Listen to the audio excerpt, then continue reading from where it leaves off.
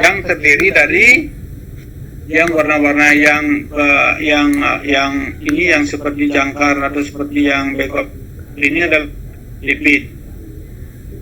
Kemudian yang warna-warna segi enam ini adalah sakarida. Jadi karena sakarida yang berbeda, banyak yang beda ya. Jadi ada yang warna hijau, ada yang warnanya purple, ada yang warna red, merah ini. Sehingga warna-warna ini menunjukkan perbedaan struktur sakarida. Karena ada yang berbagai jenis sakarida, kita sebut dengan polisakarida. Jadi ada glukosa, ada hektosa, ada galaktosa. Itu adalah struktur gula-gulanya. Ya. Nah, ini struktur ini yang mudah dilarutkan oleh alkohol.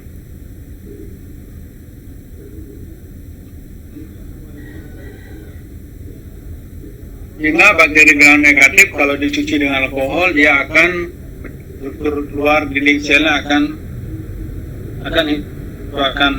akan larut karena dia terdiri dari lipid, protein dan sakarida.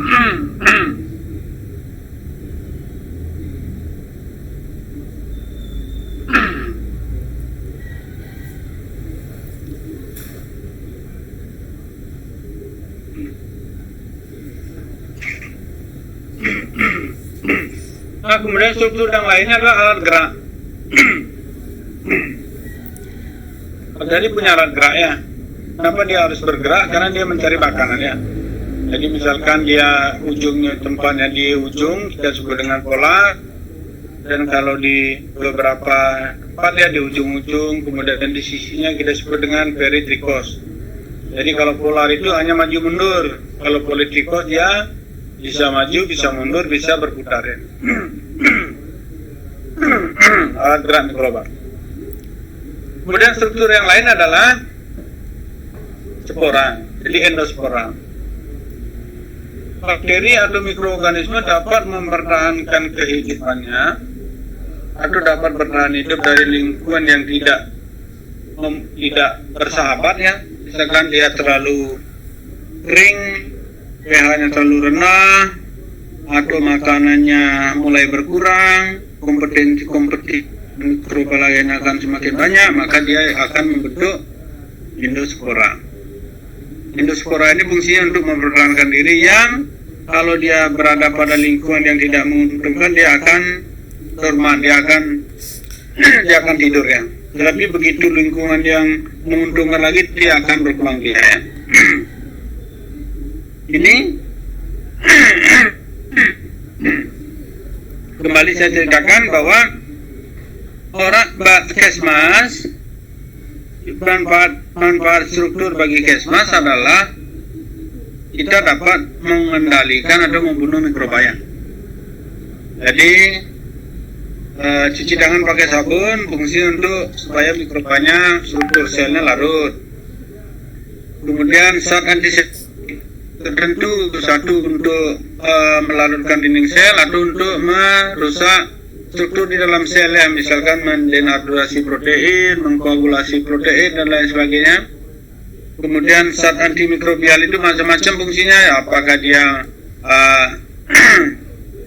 targetnya mendegradasi dinding sel, kemudian dan lain sebagainya seperti lisosif tadi.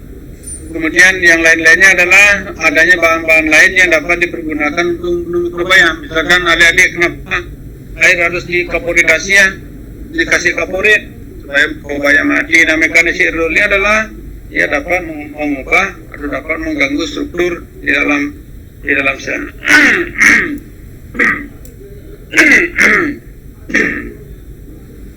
Yang terakhir adalah biofilm. Nah, biofilm ini ternyata merupakan alat pertahanan mikroorganisme dari lingkungan yang tidak bersahabat ya.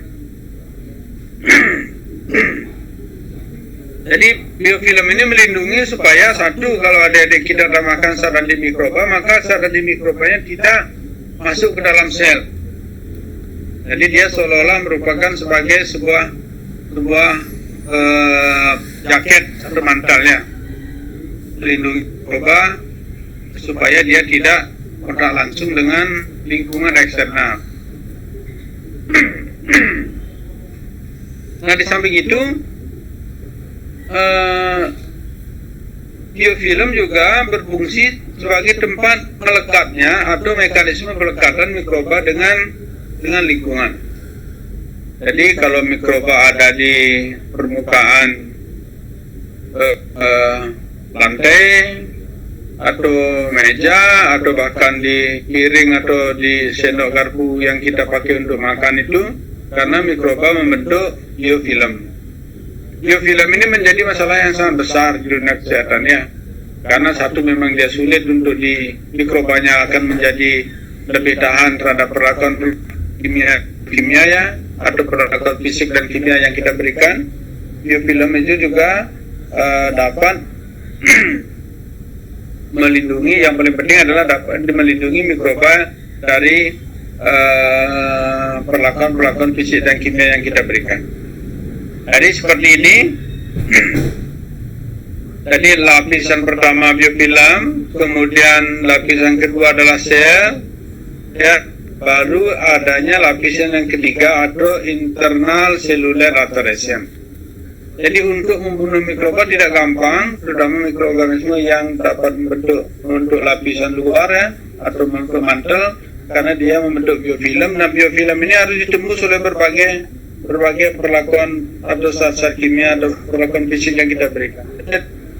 Kontrol yang merah-merah ini adalah perlakuan zat antimikrobial ya, yang kita berikan sehingga penetrasi ke dalam sel. Kalau targetnya adalah sitoplasma, maka dia diperlukan proses yang cukup besar atau proses yang lambat ya, akan diperlukan upaya untuk yang lebih besar untuk memasukkan zat mikrobial ini ke dalam sel. Sehingga mekanisme pertahanan mikroba bakteri khususnya adalah dengan membentuk biofilm ini ya. Sehingga untuk mengubah terjadinya atau untuk terjadi perubahan pada struktur di dalam sel, maka biofilm ini mempunyai fungsi yang sangat penting. Jadi aplikasi struktur sel di dalam plasma salah satunya adalah adanya biofilm yang memungkinkan mikroorganisme lebih tahan terhadap zat-zat antibiotika atau zat-zat yang kimia yang digunakan untuk membunuh mikroba.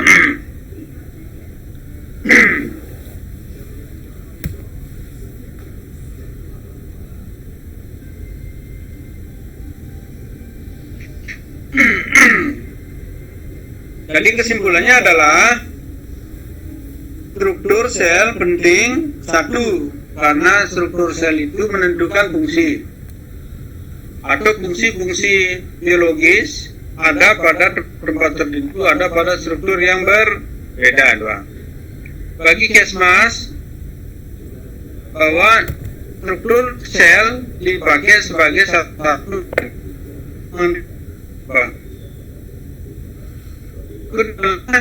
struktur sel juga merupakan salah satu mekanisme pertahanan mikroba yang berikan.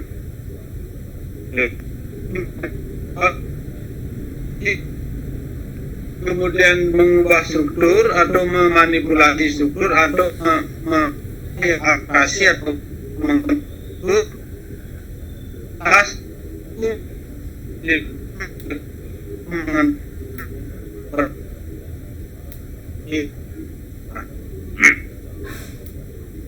sampai di sana ada pertanyaan?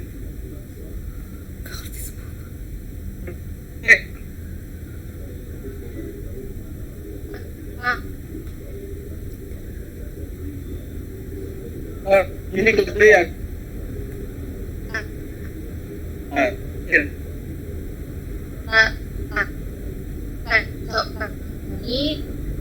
akhir no menuju ya James Bond ya. Apa namanya dek? tadi kan Bapak sudah jelaskan bahwa terhadap perlakuan kimia yang kita berikan. Lalu bagaimana solusinya, Pak? Jadi bagaimana caranya mencegah atau bagaimana caranya mencegah seperti biofilm itu ya? Iya. Ya.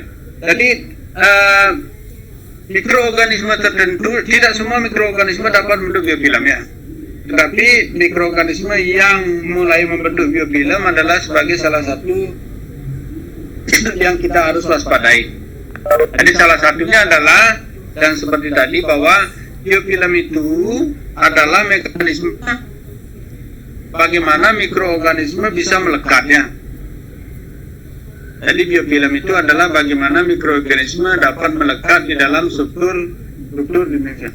Tidak ada cara yang lain, tidak ada cara yang dapat digunakan untuk mencegah mikroorganisme membentuk biofilm. Yang dapat dilakukan adalah bagaimana caranya supaya mikroorganisme membentuk biofilm itu bisa dibunuh. Dan bagaimana caranya supaya mikroba yang membentuk biofilm menjadi tidak membentuk biofilm itu belum ditemukan. Yang perlu kita, bagi orang Kesmas, yang perlu kita waspadai adalah bagaimana bentuk biofilm itu segera bisa dilepaskan dari permukaan. Jadi ya. Nah, tadi kan sudah ada bahwa biofilm itu adalah molekul organik. Jadi tidak ada cara lain kecuali dengan membersihkan atau dengan menghilangkan biofilm pelarut organik. Sehingga kan kalau kita supaya piringnya bersih maka harus dicuci. Kalau dicuci dengan apa? Dengan sabun. Sabun itu ternyata dapat melepaskan pelekatan biofilm di dalam permukaan ini. Jadi bagi Kesmas adalah kalau kita bunuh mikrobanya dengan zat antibiotika atau dengan menggunakan bahan-bahan kimia, maka dia tidak akan mati karena dia adalah mekanisme pertahanan.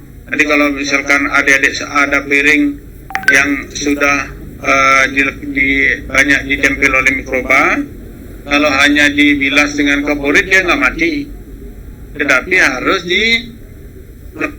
filmnya, karena tekanan permukaan atau pelekatan mikroba itu terjadi manakala ada saling ikat-mengikat antara mikroorganisme atau biofilm dengan permukaan piring tadi. Sehingga untuk melemahkan permukaan supaya bisa dicuci dengan air, yaitu dengan menambahkan deterjennya atau dilarutkan dia dengan menggunakan pelarut organik. Jadi tidak ada cara lain kecuali dengan melarutkan biofilm yang tadi. Bagusnya pertanyaannya si Dek Baso ya. Ada lagi? Izin bertanya, Pak. Ya, nomor? Nama saya Kemang Pujastuti. Ya. NIM saya 067. 067 ya. Iya. Gimana, Dek? Saya ingin bertanya, di materi kan ditekankan kalau untuk membunuh mikroorganisme itu atau bakteri bisa dengan menyerang dinding selnya. Pertanyaan saya, apakah ada struktur sel yang lain yang bisa diserang untuk membunuh sel tersebut selain misalnya menghancurkan dinding selnya, Pak? Sekian, terima kasih. Ya, jadi Pri Astuti ya, 067 ya. Puji Astuti, Pak. Ya, siapa?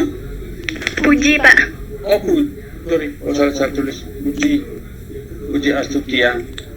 Jadi apakah hanya ditargetkan dengan dinding sel? Tidak. Ya, tadi salah satu contohnya ada pada mikroba itu mati kalau satu selnya dikotak-atik, tadi berbentuk bulat, dihancurkan, kemudian menjadi mati karena struktur pelindungnya hilang. Tapi apakah mungkin dia tetap melindungi tetap ada tapi dia mati? Mungkin ya. Jadi membunuh mikroba itu caranya adalah di samping merusak dinding sel, yang berikutnya adalah membuat enzim inaktifnya. Inaktivasi enzim atau merusak sitoplasma sebenarnya yang lebih tepat ya. Karena di dalam sitoplasma itu kan banyak halnya. Jadi mikroba itu kalau kita tambahkan deterjen maka dinding selnya larut. Kalau deterjen pH-nya sangat tinggi. Deterjen sabun itu kan pH-nya bisa 14 ya, 10 sampai 14. Nah kalau sabunnya masuk ke dalam sel, maka protein akan terkoagulasi ya. Protein ini kan menggumpal karena pH-nya terlalu rendah atau pH-nya terlalu tinggi, sehingga juga bakterinya mati. Jadi target yang lain adalah bisa menargetkan enzim-enzim yang ada di dalam sel ya. Jadi satu, rusak struktur, dua, inaktivasi enzim. Inaktivasi enzim itu bisa ditambahkan zat kimia, denaturasi ya, bisa dia tambahkan kaporit, bisa dia ditambahkan dengan larutan asam atau larutan basah, ada deterjen ya basah, kemudian asam bisa ditambahkan dengan cuka atau dengan apa, asam-asam tertentu ya, jeruk nipis, cepat tambah nipis mikrobanya mati karena proteinnya terdenaturasi ya, protein di dalam sel bukan di luar sel saja. Dinding selnya tetap tapi dia proteinnya terdenaturasi. Dan ditambahkan dengan zat kimia lainnya, zat kimia lain untuk menghentikan sintesa ya. Ya kan antibiotika tujuannya untuk bisa sintesa DNA, bisa sintesa protein, bisa sintesa dinding sel. Nanti di pelajaran secara antibiotika ada diajari ya. Tadi kalau penambahan ketika yang pertama itu penisilin G itu misalkan, jadi penisilin G itu ditambahkan atau manfaatnya adalah supaya bakterinya tidak bisa mensintesa dinding selnya, sehingga dinding sel di penisilin G itu adalah sintesis dinding sel itu.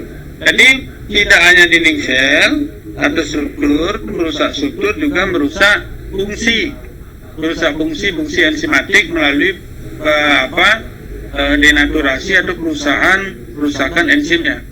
Denaturasi protein dengan penambahan asam, penambahan basa, penambahan bahan kimia lainnya. Kaporit itu karena air ditambah kaporit, kenapa mikrobanya mati? Mikrobanya tidak hancur di dinding sel, tapi proteinnya atau enzimnya dirusak ya, sehingga tidak aktif gitu. Ya bagus pertanyaannya Puji Astuti, tidak ada dinding sel tetapi juga proses-proses enzimatis yang lain. Tadi karena kita hari ini adalah materinya struktur, maka yang saya ceritakan tadi lebih banyak ke struktur. Ada lagi? Izin bertanya, ya. Siapa ini Puji ya? Rizky? Oh ya, saya Rizky. Rizky Puro. 081. 081 ya. Jadi tadi kan Bapak sudah menjelaskan sejarah mikrobiota itu bahwa larut organik itu yang digunakan pada saat itu kan alkohol karena boleh didapat. Nah, alkohol itu dapatnya itu dari mana ya? Sama lagi. Nah, kan pada saat itu pelarut organik itu yang dipakai itu adalah alkohol. Ya. Nah, alkohol itu didapatnya itu dari mana ya, Pak? Sama lagi satu, tadi kan struktur sel itu ada dua nih Bapak bilang, ada prokaryotik sama eukaryotik. Nah, kalau prokaryotik itu kan tidak memiliki satu biji, sedangkan eukaryotik itu memiliki satu biji. Apakah prokaryotik itu memiliki kelemahan dari eukaryotik itu karena dia tidak memiliki satu biji? Dikasih. Ya. Terima kasih Rizky. Jadi pertanyaannya sangat mendalam ya. Jadi yang pertama, kenapa kok orang pertama kali menggunakan alkohol? Jadi kok tidak pelarut organik yang lain? Jadi secara tradisional yang paling awal dikenal oleh manusia adalah alkohol ya. Jadi alkohol itu adalah pelarut organik yang pertama kali banyak digunakan ya. Karena kan dari zaman dulu kan kalau ada lihat perkembangan ilmu mikrobiologi itu kan ada sari anggur, jus anggur yang terfermentasi menghasilkanlah jus yang asam. Kemudian ternyata di dalam jus itu ada mikroba yang dapat menghasilkan alkohol sehingga membuatlah sari anggur menjadi yang rasanya asam dan alkohol yang kita sebut dengan wine-nya. Dan ternyata di dalam wine itu ada berbagai jenis bahan-bahan organik. Jadi wine itu kan asalnya gula anggur menjadi difermentasi menjadi alkohol, menjadi asam, menjadi cuka ya. Sehingga alkohol itu memang pertama kali banyak digunakan karena itu yang pada saat itu paling gampang didapatkan. Sehingga anggur yang sudah busuk itu, yang sudah spoiled ya, menghasilkan alkohol, menghasilkan asam. Kemudian orang membuatlah minum-minum beralkohol ya, ada yang wine, kemudian ada yang whisky kalau disuling ya. Nah itu asal masalah. Sehingga yang paling aplikatif pada saat itu secara tradisional adalah fermentasi alkohol. Sehingga alkohol banyak digunakan untuk berbagai kebutuhannya, untuk desinfeksi, kemudian untuk melakukan dan lain sebagainya.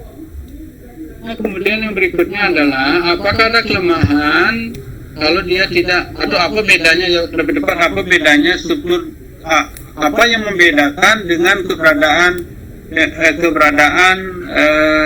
membran inti. Jadi yang membedakan antara prokariota dan eukariota seperti tadi adalah adanya berbagai struktur pada eukariota. Struktur yang berbeda yang banyak pada eukariota itu artinya dia dapat melakukan fungsi lebih banyak. Jadi fungsi lebih banyak. Eukariota dapat melakukan fungsi-fungsi yang lebih besar dibandingkan dengan prokariota. Fungsi-fungsi itu artinya adalah bahwa eukariota dapat memetabolisme bahan-bahan organik lebih banyak dibandingkan dengan prokariota. Ya. Sehingga kalau prokariota sangat sederhana, kalau susu dibiarkan menjadi asam. Jadi hanya mikroorganisme yang dapat mikroorganisme di sana adalah mikroorganisme yang dapat menghasilkan asam dari susu. Atau tuak dibiarkan menjadi asam. Jadi karena ada mikroorganisme pembentuk asam dari glukosa pada tuaknya. Tetapi sekarang adalah nasi menjadi apa? Nasi menjadi tape ya, kan? Ya, nasi menjadi tuak menjadi atau gula menjadi berikutnya. Atau nasi menjadi alkohol. Jadi kalau gula menjadi glukosa menjadi alkohol, glukosa dimetabolisme oleh mikroba yang dapat mendegradasi glukosa menjadi alkohol.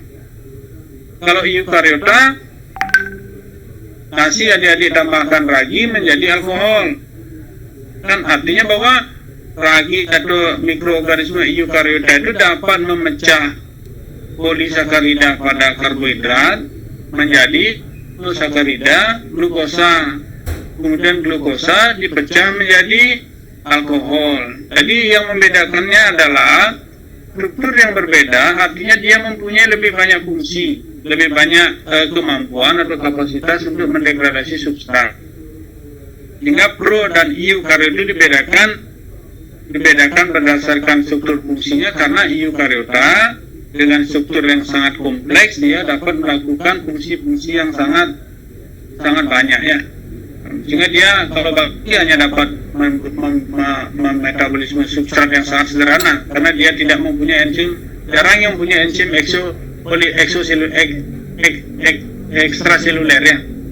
Kalau bakteri dikasih nasi paling nasinya asam karena bakteri hanya dapat mendegradasi yang molekul yang sangat sederhana. Singkong kapang menjadi tape. Kemudian kalau biji kedelai di dalam kapang menjadi tempe yang rasanya bisa macam-macamnya. Jadi artinya bahwa struktur yang berbeda mempunyai fungsi atau kemampuan metabolisme substrat yang lebih banyak. Jadi bagus ya pertanyaan Rizky ya. Ada lagi satu ya. Kalau ada izin bertanya Pak. Izin bertanya Pak. Nah, izin saya. Perkenalkan. Ya, siapa ini? Iya, 053. Ya, gimana Ina? Apakah struktur sel dapat mengalami kelainan, Pak? Kalau memang bisa, apakah kelainan itu dapat mempengaruhi saat kita mau meneteskan larutan agar dapat membedakan garam positif dan garam negatif? Terima kasih, Pak. Ya, jadi bagus ya pertanyaan ini ya. Jadi apakah struktur dapat mengalami kelainan? Struktur luar dinding sel, kalaupun terjadi kelainan tidak secara signifikan atau tidak secara dramatis dapat mengubah kelompok bakteri gram positif menjadi kelompok bakteri gram negatif. Jadi itu belum ditemukannya. Jadi dapat yang mengalami kelainan dapat, tapi kelainan itu tidak terjadi secara revolusioner. Artinya struktur tertentu dapat saja, misalkan dari awal dia tidak tahan zat antibiotika, awalnya menjadi tahan kan, tahan, tapi yang diubah adalah bukan struktur dasarnya, adalah struktur sampingannya. Misalkan dia dapat menghasilkan enzim yang dapat menginaktifkan zat antibiotika, itu ada perubahan.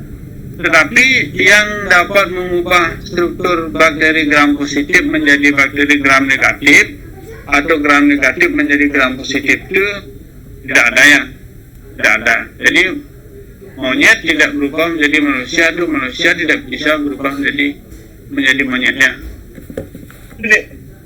Jadi masih banyak pertanyaan, nanti silakan ditulis di chat ya.